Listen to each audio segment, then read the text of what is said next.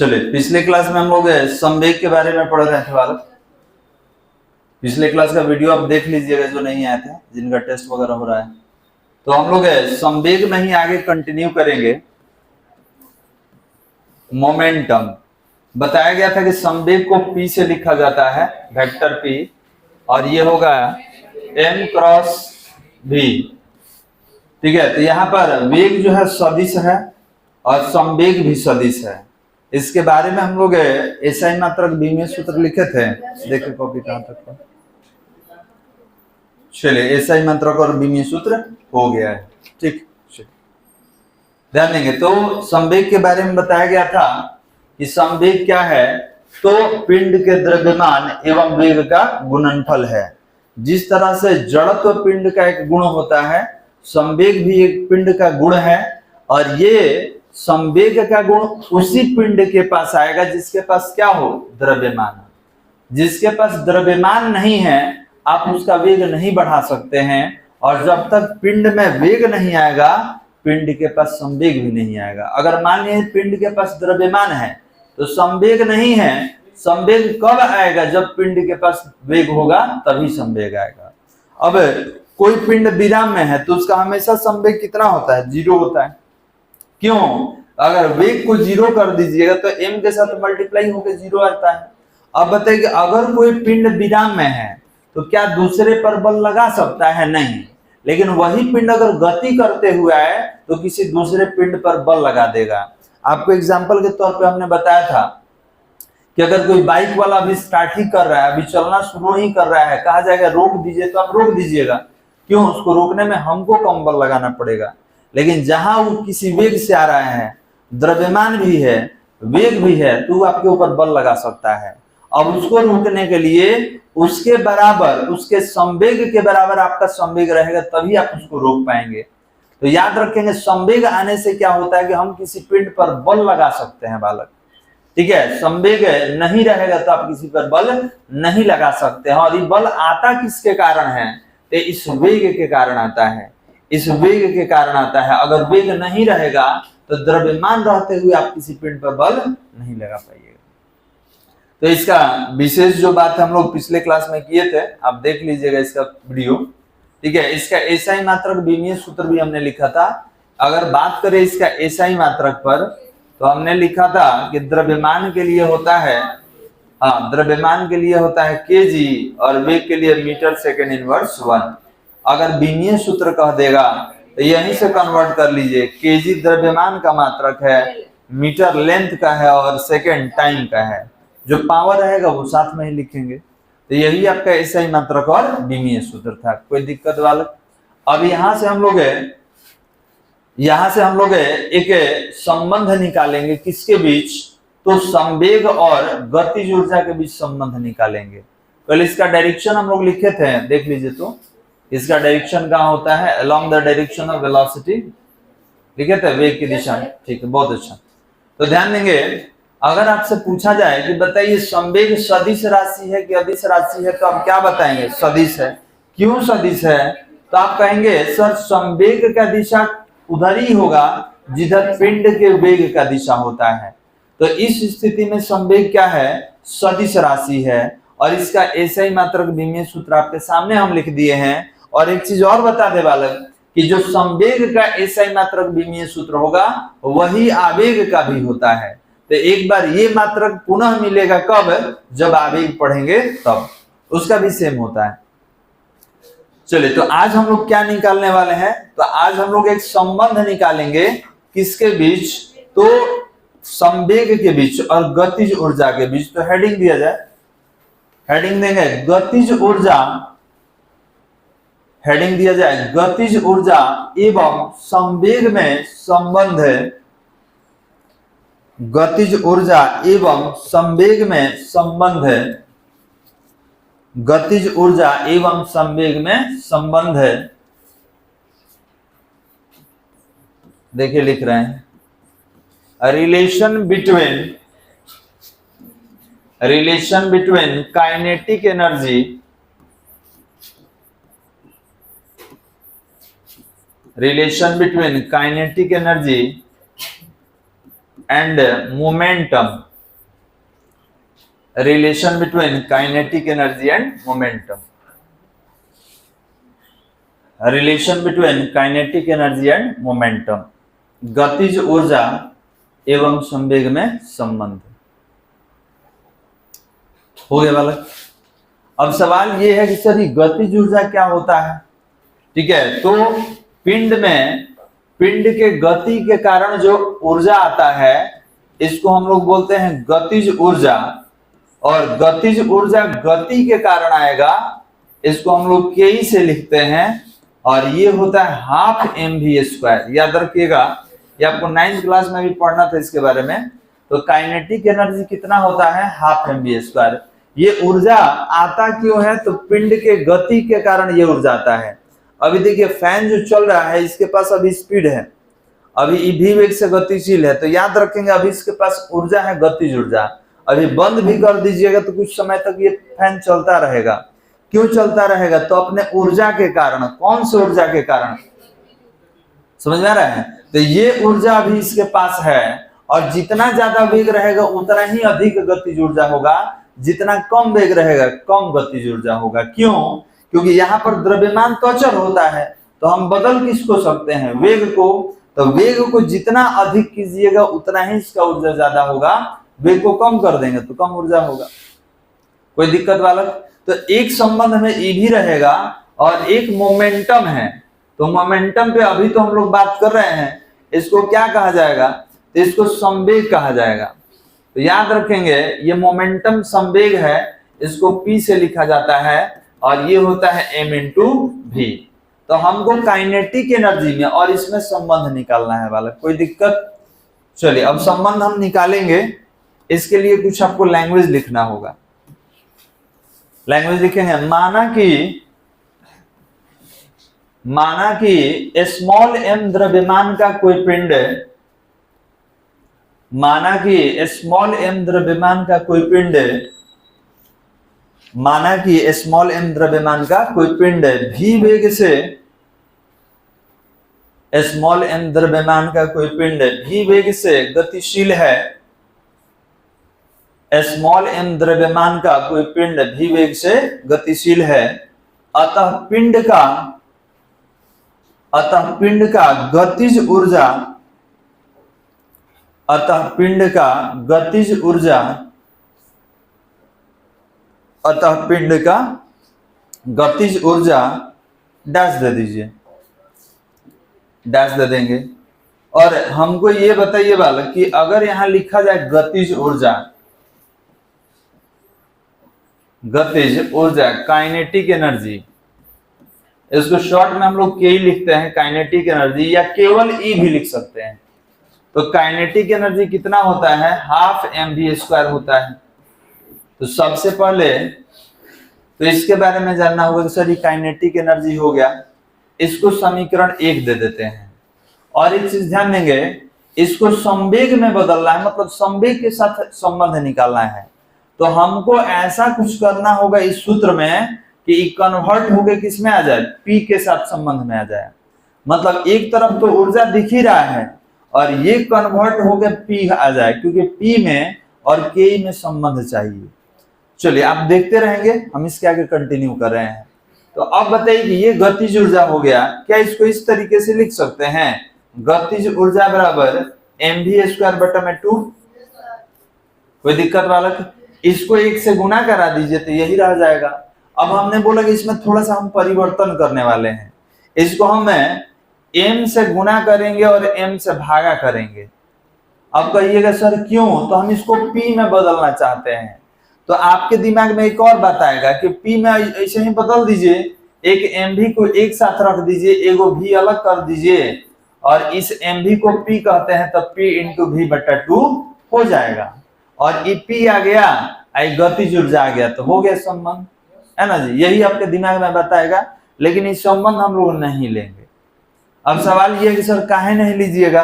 तो ध्यान देंगे, कभी भी संबंध निकाला जाता है तो राशि को ध्यान में रखकर, तो याद रखेंगे इस केस में आप कह सकते हैं कि सर संवेग भी परिवर्तनशील राशि है, वेग भी परिवर्तनशील राशि है।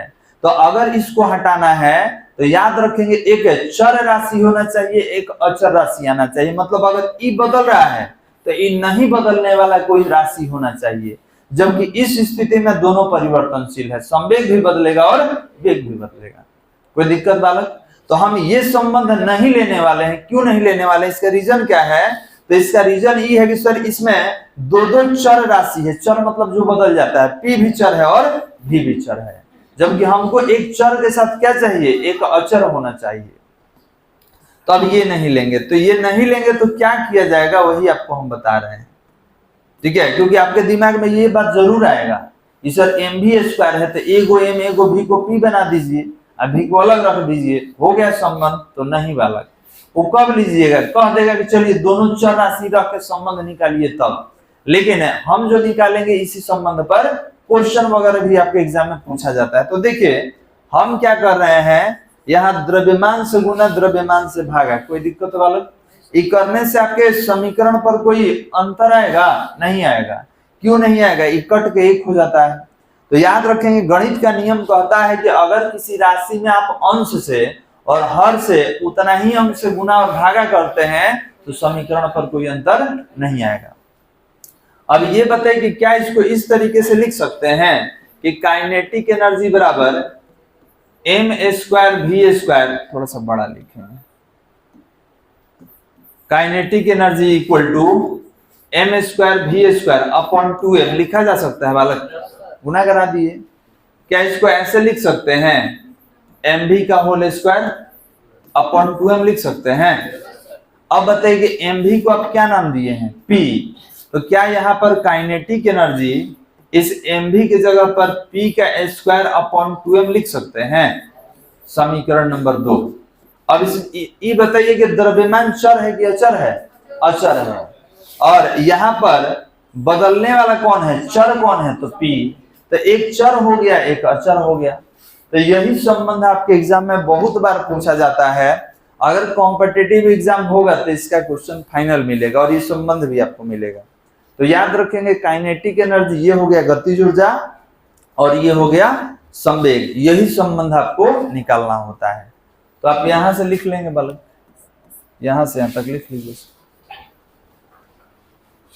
अब इससे बहुत सारा फॉर्मूला हम लोग क्रिएट कर सकते हैं और उस पर क्वेश्चन भी बनाएंगे।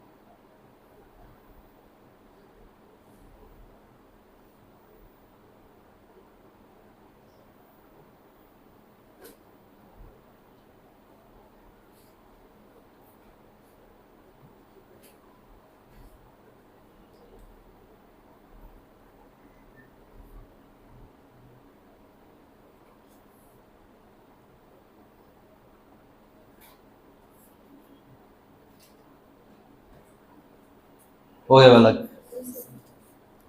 चलिए इसके नीचे लिखेंगे, लैंग्वेज बोल दिया जाए, लिखेंगे समीकरण 2 गतिज ऊर्जा, समीकरण 2 गतिज ऊर्जा एवं संवेग में संबंध का, गतिज ऊर्जा एवं संवेग में संबंध का आवश्यक व्यंजक है। गतिज ऊर्जा एवं संवेग में संबंध का आवश्यक व्यंजक है। हो गया? चलिए एक और संबंध निकालने वाले हैं। किसमें? तो बल में और संवेग में संबंध। और ये संबंध निकाल भी चुके हैं पीछे, ठीक है? कहां पर निकाले थे? न्यूटन के गति का दूसरा नियम कि किसी पिंड पर आरोपित बल संवेग में परिवर्तन के दर के समानुपाती होता है। तो वही संबंध हम लोग को एक बार फिर से निकालना है बालक। तो हेडिंग दिया जाए। अब देखिए इसमें बहुत सारा फॉर्मूला बनाएंगे इससे, लेकिन एक और संबंध है, पहले इसको देख लीजिए उसके बाद ही फॉर्मूला बनाएंगे। ठीक है, तो एक संबंध निकालेंगे और तब इसे बहुत सारा फॉर्मूला और इसके बाद उससे संबंधित क्वेश्चन दिखा जाएगा। तो हेडिंग देंगे, हेडिंग दिया जाए बल एवं संवेग में संबंध, बल एवं संवेग में संबंध, रिलेशन बिटवीन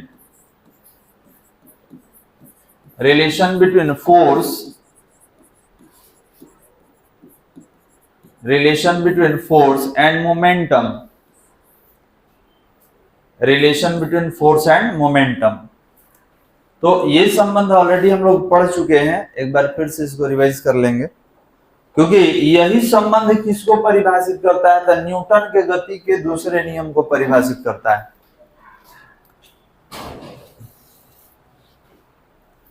हो गया बालक, चलिए लिखना होगा इसके नीचे 2 लाइनों, उसके बाद निकालेंगे संबंध। माना कि स्मॉल एम द्रव्यमान का कोई पिंड, माना कि स्मॉल एम द्रव्यमान का कोई पिंड, स्मॉल एम द्रव्यमान का कोई पिंड v वेग से गतिशील है, स्मॉल एम द्रव्यमान का कोई पिंड v वेग से गतिशील है, v वेग से गतिशील है, अतः इस पिंड का संवेग, अतः इस पिंड का संवेग और डैश दे दीजिए। तो हमको ये बताइए कि संवेग कह रहा है कि इस पिंड का संवेग, तो क्या लिख सकते हैं, P बराबर m इंटू भी लिख सकते हैं बालक, P बराबर m इंटू भी। इसको समीकरण 1 दे देते हैं। अब समय के सापेक्ष इसका अवकलन कर दिया जाए, पहले लिख लीजिए उसके बाद बोलेंगे। इसको समीकरण 1 को लिख लेंगे और इसके पश्चात बोला जाएगा। लिखेंगे समय के सापेक्ष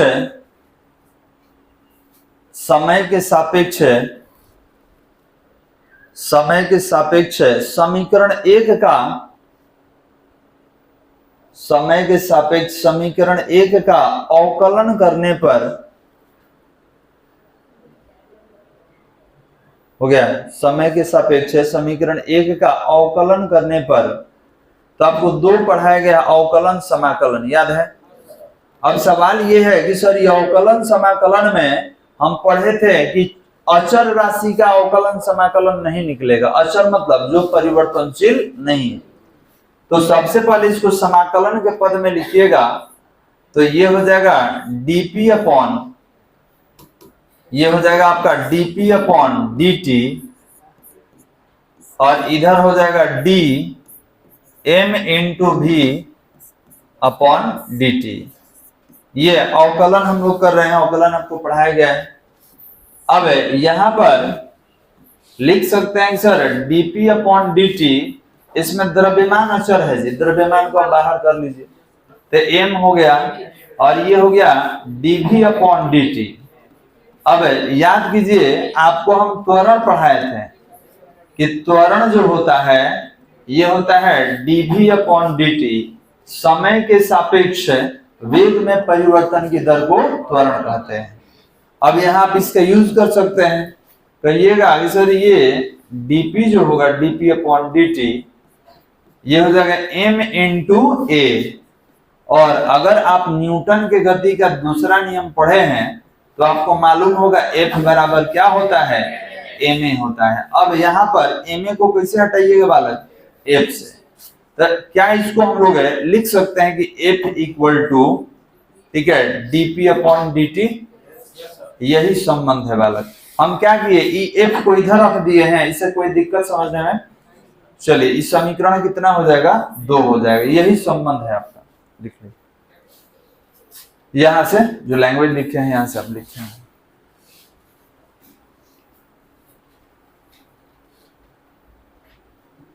और देखिए ब्रैकेट में येलो कलर में हमने जो डाटा लिखा उसको भी आप लिखेंगे, ताकि मालूम चले कि आप बदल कैसे रहे हैं, कैसे आप चेंज कर रहे हैं।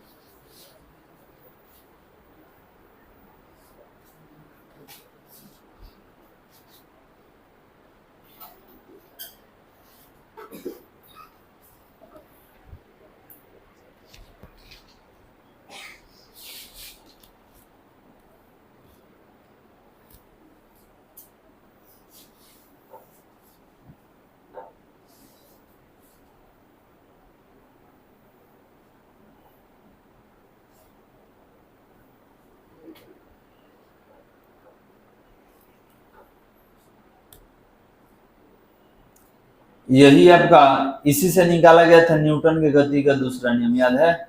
और परिभाषा हमने लिखा था, किसी पिंड पर आरोपित बल पिंड के संवेग में परिवर्तन के दर के समानुपाती होता है। तो पीछे पढ़ा हुआ सारा टॉपिक आगे हम लोग यूज कर पा रहे हैं।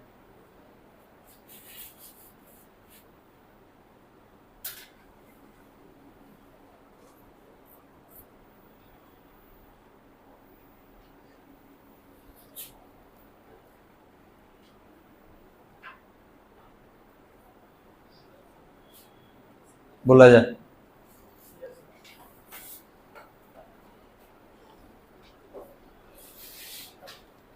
चलिए इसके नीचे लिखना होगा, समीकरण 2 के नीचे हो गया सबका। लिखेंगे समीकरण 2 बल एवं संवेग में आवश्यक संबंध है। समीकरण 2 बल एवं संवेग में आवश्यक संबंध है। अच्छा एक चीज और, हर में देखिएगा लैंग्वेज थोड़ा सा हम चेंज किए हैं, क्योंकि आप याद नहीं कर लेंगे कि एक ही तरीका होता है, बहुत सारा तरीका है लिखने का। आप अपने तरीके से जैसे भी लिखना हो लिख सकते हैं। तो आप ये भी कर सकते हैं, सर ये क्या है, तो रिलेशन है किसके बीच, तो बल और संवेग के बीच। या ये भी कर सकते हैं समीकरण 2 बल तथा संवेग के बीच संबंध का आवश्यक व्यंजक है, ये भी लिखा जा सकता है। तो तरीका आप पर डिपेंड करता है कि आप लिख कैसे रहे हैं। अब यहाँ पे हम क्या करेंगे, कुछ नोट बनाएंगे, किससे, इस फॉर्मूले से। और इसी फॉर्मूले से कुछ नोट बनाने के पश्चात क्वेश्चन किया जाएगा, क्योंकि इससे अगर क्वेश्चन संवेग आवेग से आएगा तो फाइनली सबसे आता है वाला। क्लियर है। चलिए नोट लिखा जाए, नोट लिखेंगे और डैश दे दीजिए। अब देखिए यहां से हम निकालना शुरू करेंगे।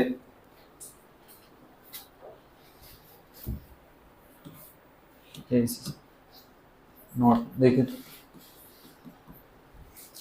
तो यहां पर हम लिख सकते हैं सर, अभी हमने पढ़ा था कि kinetic energy equal to p²/2m, याद है बालक, ये अभी हम लोग निकाले हैं। ठीक है, हम जानते हैं पहले से ये चीज। तो ये बताइए कि अगर हमको संवेग और गतिज ऊर्जा में संबंध दिखलाना है तो क्या इसको लिख सकते हैं कि सर p² इक्वल टू, ये समानुपाती भी दे सकते हैं। ठीक है, समानुपाती कहा जाता है काइनेटिक एनर्जी गतिज ऊर्जा। और ये समानुपाती का चिन्ह हटेगा तो नियतांक के लेंगे, के का वैल्यू 1 रखेंगे, तो मिला जुला के क्या हो जाएगा, तो ये हो जाएगा p² बराबर k।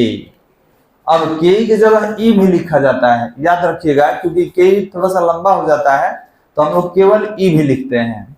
तो ये बताइए कि अगर यहाँ पे स्क्वायर हटा दे तो ये बगल में हमको क्या दिख रहा है, अंडर रूट में संबंध दिख रहा है बालक।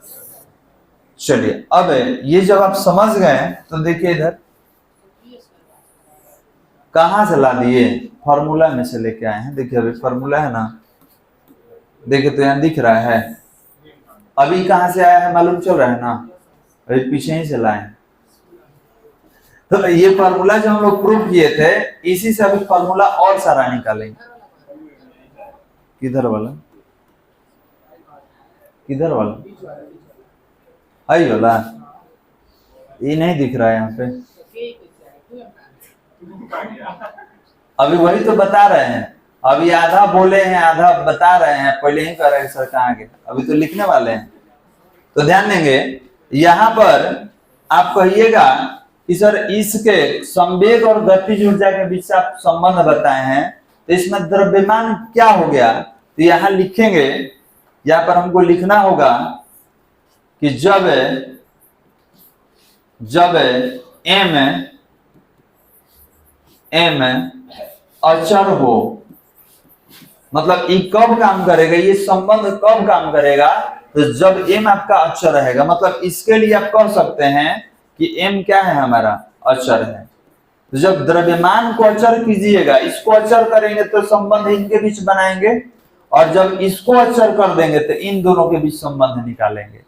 तो याद रखिएगा, अगर आप पढ़े होंगे नियम तो जानकारी होगा कि जब तीन तीन चर या अचर राशियां होता है तो दो के बीच संबंध निकालना है, तो बाकी सबको क्या करना पड़ेगा, बाकी सबको क्या करेंगे, तो बाकी सबको अचर मानेंगे तभी जाके संबंध निकाल पाएंगे।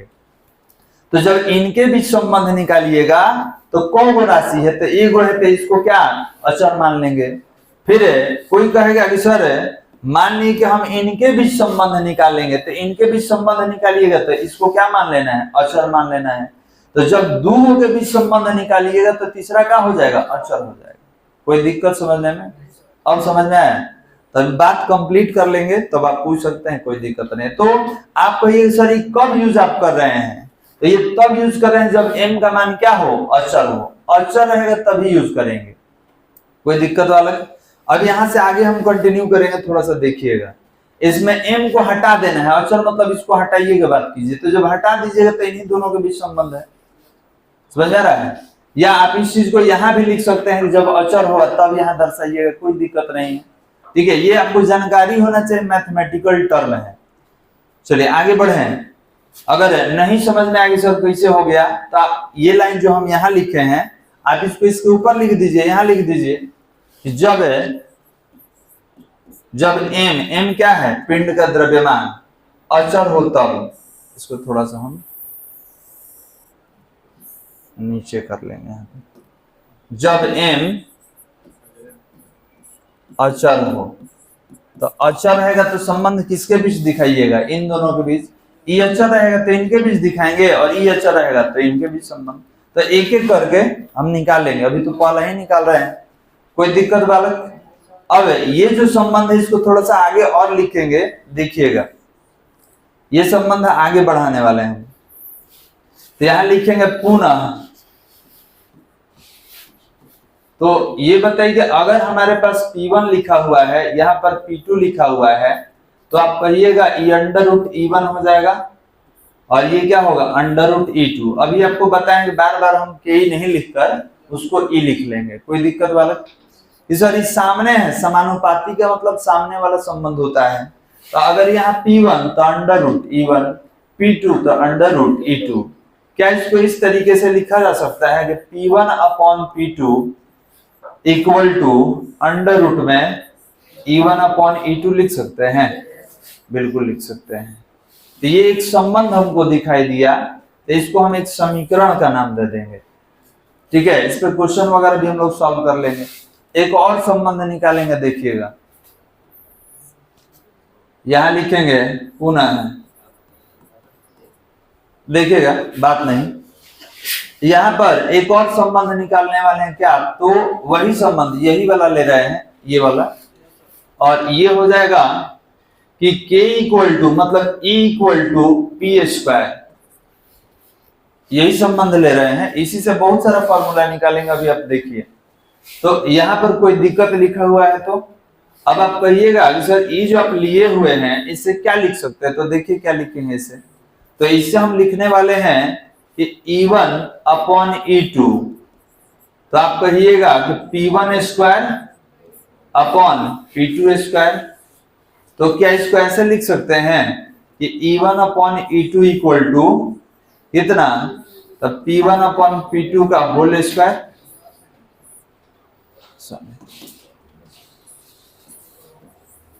हो जाएगा बालक। तो ये समीकरण रहा 2, ये भी एक संबंध है। फिर इसको तोड़ेंगे आगे, देखिए। तो अभी आप क्या लिखे, E1 अपॉन E2, और ये रहा आपका P1 अपॉन P2 का होल स्क्वायर था। तो अब बताइए कि आप किसको अचर माने हैं, द्रव्यमान को। तो अगर इसके हिसाब से चला जाए तो M1 V1 और इसके हिसाब से चले तो M2 V2, टोटल का होल स्क्वायर होगा ना जी।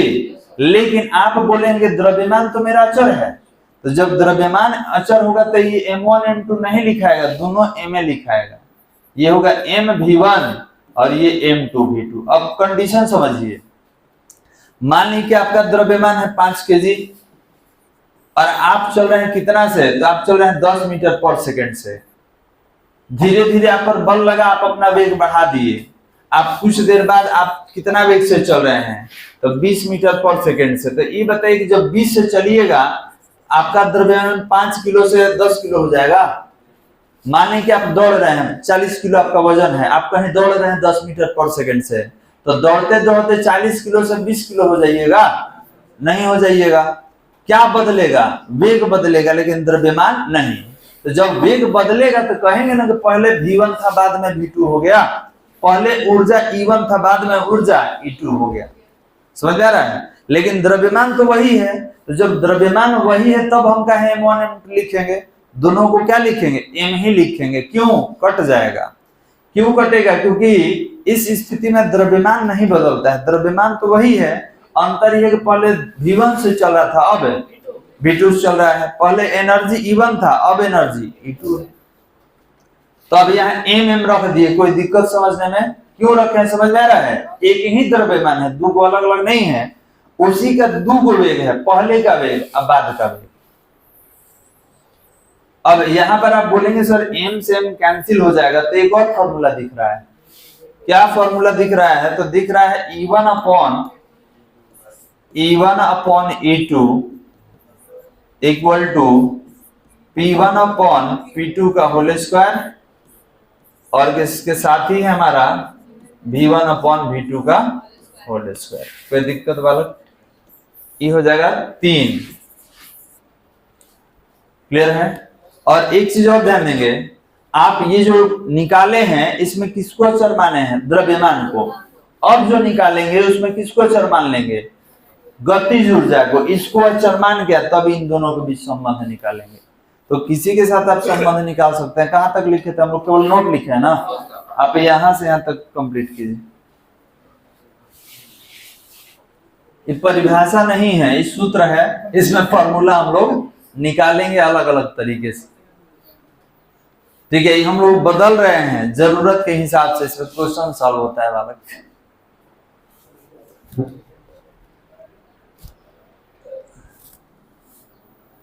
क्या करे, सब इंटर का सिलेबस पढ़ते पढ़ते आदत हो गया परिभाषा लिखने की।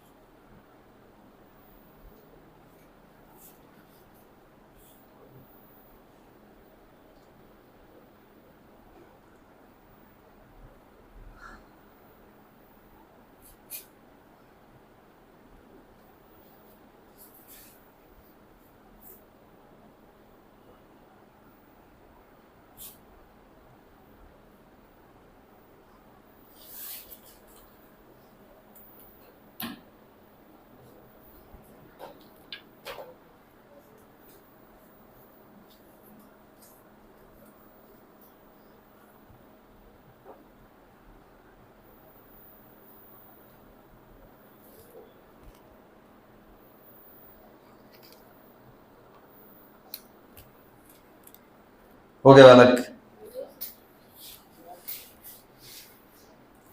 एक और नोट लेंगे और एक और संबंध निकालेंगे।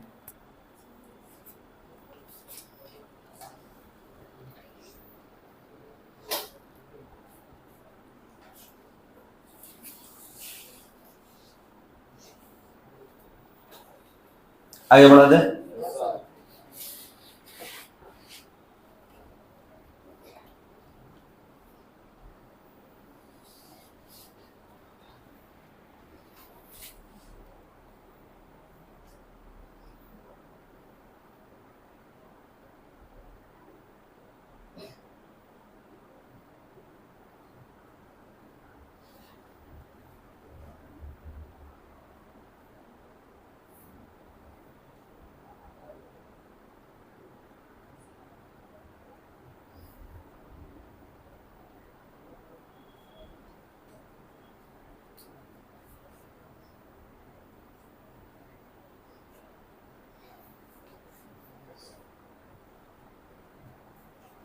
चलिए हटा दिया जाए। तो ये संबंध याद रखिएगा, इस पे क्वेश्चंस वगैरह हम लोग सॉल्व करते हैं। एक और नोट लिखना होगा, एक और नोट लिखेंगे।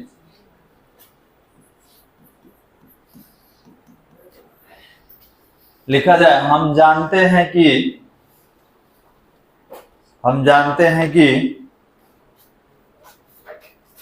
क्या जानते हैं जी, kinetic energy equal to P²/2m। यही अभी पढ़े हैं, यही जानते हैं हम लोग। अब कह रहा है कि यहां पर इसको लिखना हो तो लिख सकते हैं कि जब काइनेटिक एनर्जी मतलब गतिज ऊर्जा क्या हो, अचर हो। अचर हो तो अचर मतलब इसको हम लोग कंसीडर नहीं, अचर का मतलब ये बदलता नहीं है, तो जब बदलेगा नहीं तो उसका हम संबंध बाकी सबके साथ कैसे दिखाएंगे। तो जब अचर हो गया तब ई इधर जाएगा सामने, और जब सामने जाएगा तब आप कह सकते हैं सर P² समानुपाती m। कंडीशन समझिए, नहीं तो इसको हमको बढ़ा के थोड़ा सा लिखना होगा। इसको ऐसे लिख देंगे कि K और इंटू 2m और बराबर P²। अब ये अचर हो गया, संख्या भी अचर होता है और ये भी अचर हो गया, तो जब अचर हो गया तो ये सबको हटा दीजिए, कोई काम में नहीं है, हम अचर के साथ संबंध नहीं दिखाएंगे। अब कहिएगा कि सर ये अचर हो गया तो आप चर किसको माने हैं, तो द्रव्यमान को। तो अब बताइए द्रव्यमान के साथ संबंध क्या होगा, तो P² समानुपाती m। ठीक है, समानुपाती m, केवल P² और m में, मतलब हम संवेग और द्रव्यमान में संबंध निकाल रहे हैं। और इसमें से गतिज ऊर्जा को हटा दीजिए, ये दो को हटा दीजिए, क्योंकि ये दो भी क्या है, अचर है, संख्या है। और गतिज ऊर्जा को हम लोग क्या माने हैं, अचर। तो अचर के साथ संबंध नहीं दिखाया जाता है, जो चर आप मान रहे हैं उसको लेके चलिए। तो अब यहाँ पर कौन कौन है, तो P² प्रोपोर्शनल टू m। समानुपाती का मतलब क्या होता है बताइए। समानुपाती का मतलब होता है कि अगर संवेग बढ़ेगा तो द्रव्यमान बढ़ेगा, या द्रव्यमान बढ़ेगा तो संवेग बढ़ेगा। अगर एक राशि घटता है तो दूसरा राशि साथ में घटे, एक राशि बढ़ेगा तो दूसरा राशि साथ में बढ़ेगा, तो इस समानुपाती का संबंध होता है। और व्युत्क्रमानुपाती मतलब उल्टा, कि एक घट रहा है तो दूसरा बढ़ रहा है। अब ये बताइए कि यहाँ पर हम लोग इसको ऐसे लिख सकते हैं कि ध्यान देंगे, इसको लिखेंगे हम लोग कि P1² अपॉन P2²। तो आप कहिएगा कि इसके जगह पर m1 हो जाएगा, इसके जगह पर m2। अचर नहीं है द्रव्यमान, क्योंकि अचर रहता तो m1 m2 नहीं लेते, ये दो द्रव्यमान का अलग अलग द्रव्यमान का बात हो रहा है, समझ आ रहा है। यहाँ पर द्रव्यमान को हम लोग अचर नहीं लिए हैं, द्रव्यमान बदले हैं, दो अलग अलग पिंड लिए हैं, एगो m1 एगो m2। चलिए, तो ई समझ में आ रहा है दोनों का मतलब, यहाँ बराबरे है, समानुपाती मतलब बराबर ही होता है। ठीक है, तो अब बताइए P² है तो यहाँ पे P1² है तो इसके सामने m1, और यहाँ पर P2² है तो इसके सामने m2। अब आपको जानकारी होगा कि सर इसको अगर स्क्वायर हटाया जाता है तो बगल वाले पे अंडर रूट आ जाता है, इसको हम ऐसे लिख सकते हैं जी m1 अपॉन m2, और इसका स्क्वायर हटाएंगे तो बगल वाले पे अंडर रूट। तो याद रखेंगे यहाँ पर P1 अपॉन P2 बहुत ज्यादा ई फॉर्मूला का यूज होता है, बहुत ज्यादा का ई फॉर्मूला यूज होता है। चलिए, तो इसमें इसको हम समीकरण कितना दे दे, एक मिनट, तो ये 3 था ना पीछे, ये हो जाएगा 4। अब शर्त ये है कि सर ये कब काम करेगा, तो ये तभी काम करेगा जब कह देगा कि दो पिंड है और दोनों का गतिज ऊर्जा बराबर है। समझ में आ रहा है, जब ये कब काम करेगा, जब क्वेश्चन में कह दे कि एक 5 kg का एक 10 kg का दो पिंड है। समझ में आ रहा है, एक 10 मीटर पर सेकंड से चल रहा है, एक 40 मीटर पर सेकंड से चल रहा है, और दोनों का गतिज ऊर्जा बराबर है। ठीक है, तो जब बराबर कह देगा तभी संबंध लेंगे, अन्यथा नहीं लेंगे, क्योंकि यहाँ पे आप देख सकते हैं यहाँ गतिज ऊर्जा को क्या माना गया है, अचर माना गया। तो आप लिख लेंगे यहाँ से यहाँ तक। अब इस पे क्वेश्चन बनेगा तो और बेहतर तरीके से समझ में आएगा।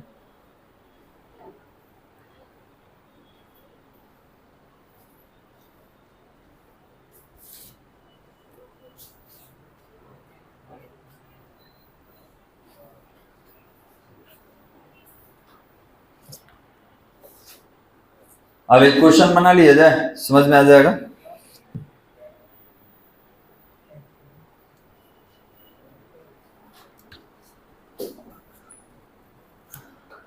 तो इसी पर पहले अभी बना ले रहे हैं, उसके बाद और समय रहेगा अगले क्लास में हम लोग बनाएंगे।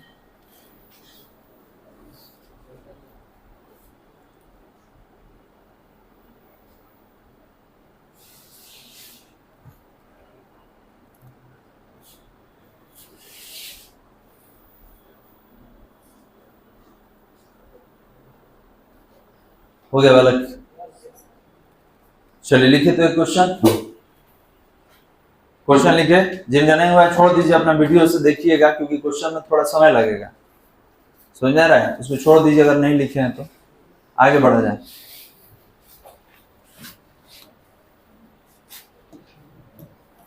क्वेश्चन लिखेंगे 4 केजी तथा 1 केजी द्रव्यमान के 4 केजी तथा 1 केजी द्रव्यमान के 2 गतिमान पिंडों की 4 केजी तथा 1 केजी द्रव्यमान के 2 गतिमान पिंडों की गतिज ऊर्जा 2 गतिमान पिंडों की गतिज ऊर्जा एक समान है। 2 गतिमान पिंडों की गतिज ऊर्जा एक समान है, अतः इनके संवेग का अनुपात ज्ञात करें। अतः इनके संवेग का अनुपात ज्ञात करें। बस रुक जाइए, ठीक है। ज्यादा मतलब हम लोग तेजी में ये काम नहीं करेंगे, थोड़ा सा मैनुअली देखा जाए। सर तरीका क्या है, बनाने का तरीका क्या है? तो ये बताइए कितना द्रव्यमान है? तो एक 4 केजी का है और एक है आपका 1 केजी का। आपसे पूछ क्या रहा है? कह रहा है कि गतिज ऊर्जा बराबर है और आप संवेग का अनुपात निकालिए। मतलब हमसे P1/P2 का वैल्यू पूछ रहा है, मतलब इसका अनुपात पूछ रहा है। तो अब बताइए कि इसमें क्या हिंट दिया है? तो कह दिया कि काइनेटिक एनर्जी पहला का और काइनेटिक एनर्जी दूसरा का क्या है? बराबर। ठीक है, काइनेटिक एनर्जी दूसरा का क्या है? बराबर। तो हमको ये बताइए कि दोनों का काइनेटिक एनर्जी बराबर है। तो अगर काइनेटिक एनर्जी निकाला जाए तो इस स्थिति में आप कहेंगे कि सर हाफ mv²। और काइनेटिक एनर्जी समान होने का मतलब ये है कि अभी हम लोग संवेग वाला फॉर्मूला लगाएंगे। तो ये बताइए कि इसके लिए अगर लिखना हो तो P1²/2m1 लिख सकते हैं, और इसके लिए लिखना हो तो P2²/2m2 लिखा जा सकता है जी। अभी संबंध बताया है ना ये वाला। अब यहाँ पे कहिए सर 2 से 2 कटा दीजिए, तो ये हो गया P1² और इसके बटा में इसको लाएंगे, ये हो गया P2²। आई m1 को ऊपर भेज दीजिए तो m1/m2। स्क्वायर हटा दीजिए, ये दोनों से स्क्वायर हटाइए तो P1/P2, तो अंडर रूट में क्या चला गया? m1/m2। ये बताइए m1 कितना है? 4। m2 कितना है? 4 है, तो कितना बाहर? और 1 का 1। तो यहाँ पर P1/P2 कितना आ गया? 2/1। इसको 2:1 लिख सकते हैं। हो गया वाला। अब इतना जो आप लिखे हैं इसको शॉर्ट में कैसे बनाएंगे? तो याद कीजिए, अभी पीछे वो ट्रिक मिला था कि सर आप बोले थे काइनेटिक एनर्जी अचर हो, तो डायरेक्ट फॉर्मूला है P1/P2 = m1/m2। अभी लिखवाए हैं नोट में 4 नंबर में। तो कितना हो जाएगा? 4/1। 4 है तो 2, 1 का 1, 2:1। लेकिन ये कब यूज करेंगे? जब आपको ये जानकारी होगा कि 2 पिंड का गतिज ऊर्जा एक समान है तब। चलिए इसको आप बना लीजिए, और सारा क्वेश्चन देंगे आपको सॉल्व करने के लिए। इसको पहले लिख लीजिए। और जितना हम लोग फॉर्मूला निकाले हैं उस सब पे भी क्वेश्चन है, अगले क्लास में हम बात करेंगे। और अगला जो टॉपिक होगा वो होगा हमारा संवेग संरक्षण का सिद्धांत, principle of conservation of linear momentum. पहले इसको बनाइए।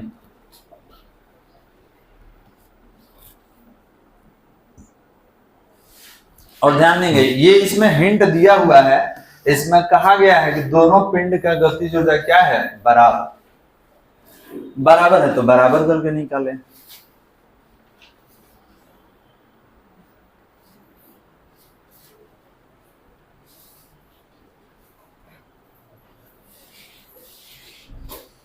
हो गया बालक। तो बस आज के लिए यहीं पे रुकेंगे, बाकी अगले क्लास में हम लोग करें।